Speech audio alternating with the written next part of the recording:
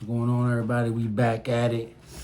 Like I said in my last little episode, I shout out Fight Hype because it was really them who got me the credential. But really, it was my boy Rock. I gotta shout out my boy Rock because he was actually supposed to cover the fight, but his appendix burst on fight week, so he actually wasn't able to cover the fight. So he actually hooked me up, to make sure that I was able to cover the fight. So shout out to him.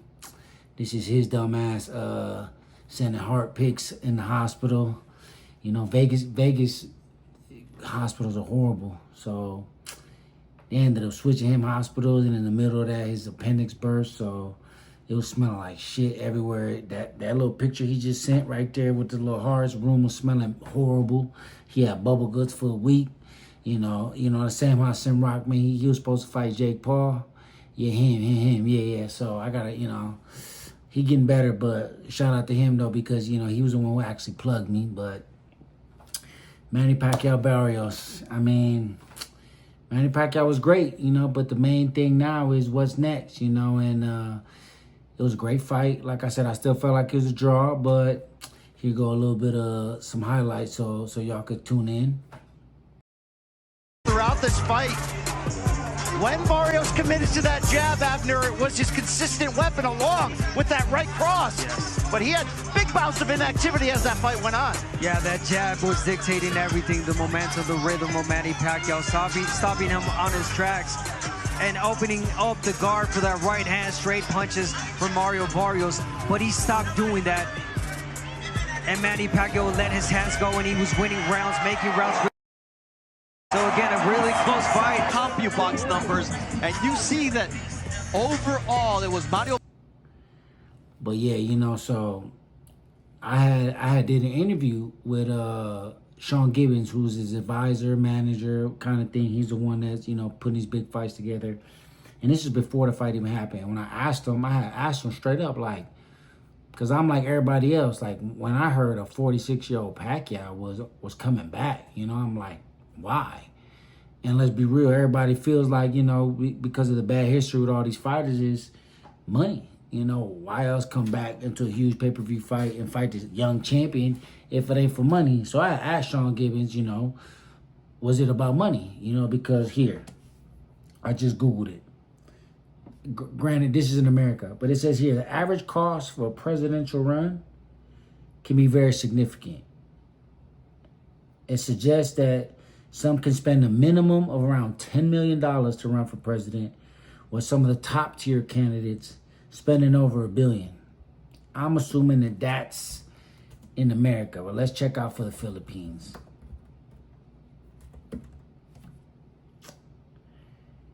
And it says here, for the Philippines, it's around P50 billion, which is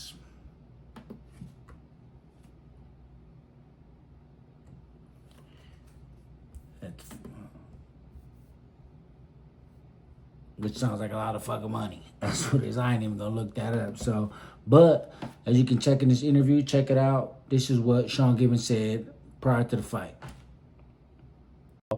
And I think it's just the perfect timing, perfect storm. So the whole narrative that Pacquiao's only in it for the money is out the window. Pacquiao is actually the PacMan that we've been seeing in the later part of his career, correct? Well, I can tell you this, regardless of what PacMan we see, it ain't about money.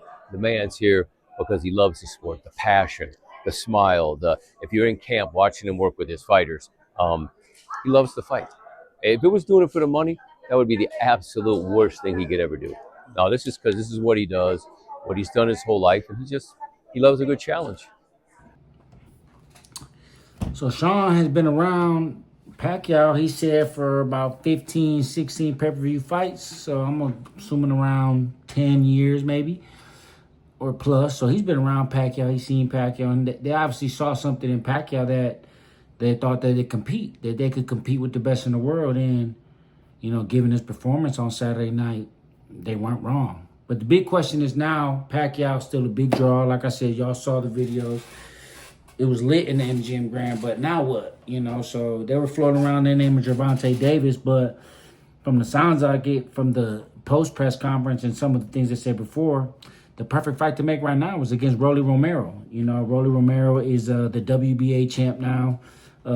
Once Ennis gave up the belt, moved up to 154 pounds, Rollie became the main champion at 147 pounds. So he holds the 147 pound belt at 147. So that's a fight to make. You know, why fight Gervonta Tank Davis? The fight don't make sense.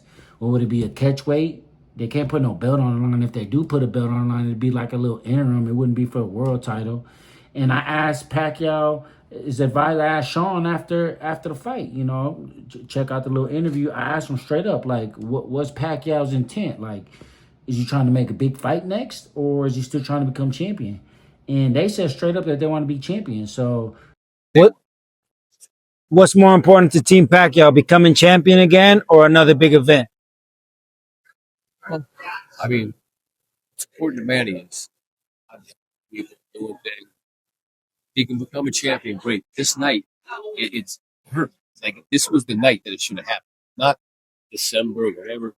But yeah, Manny's goal is still to win a world title. That's the objective. Not fight for money. He's fighting because it's his passion. It's what he loves to do, and to make nights like this, to make history. He brought back like 4 years ago. We left. There's so many people. There was so many people happy in the Los Angeles area. We brought so many different people together to have them together. Manny is the last great fighters of the entourage that people want to follow. Nobody shows up. 200 show up for guys who run. It doesn't happen.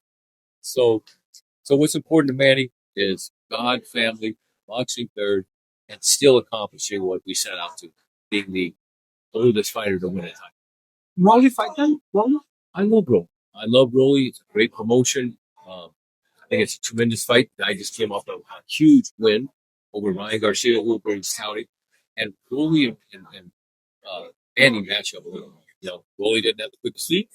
Manny's not 100% of his Manny Pacquiao has footwork, but I am talking 75% of Manny's was better than 100% of Barrios.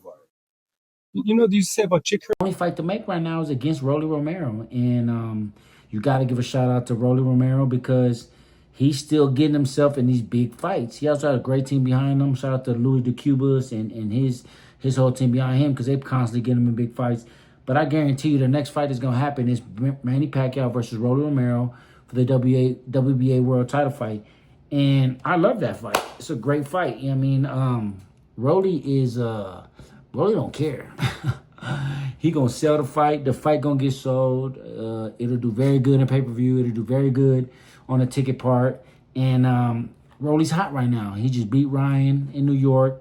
And Rollie comes to fight, man. Y'all can say what y'all want. Rollie got a real weird style. Is he technical? No. Is he the best boxer you've ever seen? No. Does he have the greatest chin? No. Is he very, very exciting? Absolutely, man. Rollie is extremely exciting. And I think Rollie is not going to give Pacquiao half the respect that Barrios did on Saturday. You know, Barrios was tapping gloves with him, and he just showed him way too much respect. And Rollie's not going to do it. I guarantee Rollie going to be talking shit straight to Pacquiao's face, you know, at the press conference. But when that bell ring, Rollie going to come and thump him. So I actually love the Rollie fight. I love Manny Pacquiao versus Rollie. I feel like Rollie's strength is going to keep him in a fight, you know, this past weekend, even though Pacquiao and Sean and them are going to say he never got hurt. He definitely felt the power from Barrios. And I feel like Rollie got the chance to really hurt him, And it's a great fight. It's a great style fight. Both guys are very active. You know, I feel like one hits way harder than the other one because one's 46. But that's a perfect fight to make, you know, and I feel like everybody agrees with me because I don't want to see a small Tank versus a Manny Pacquiao with no belt on the line because that'll defeat the purpose of saying that you're not in it for the money. If you go fight Gervonta, that means that's clearly just a money fight because there's no belt on the line. But you're saying that you want to be champion, so the fight to make is Rollie Romero versus Manny Pacquiao. Sign me up. And I'm in there. Covering that, covering it, you know. So looking forward to it, and I'm calling it right now. Rollie Romero versus Manny Pacquiao will be happening by the end of this year. I'm calling it. Tell me what you think about it. Like, subscribe, comment. Send me in the comments what y'all think about Rollie Romero versus Manny Pacquiao, because that's the next fight to make.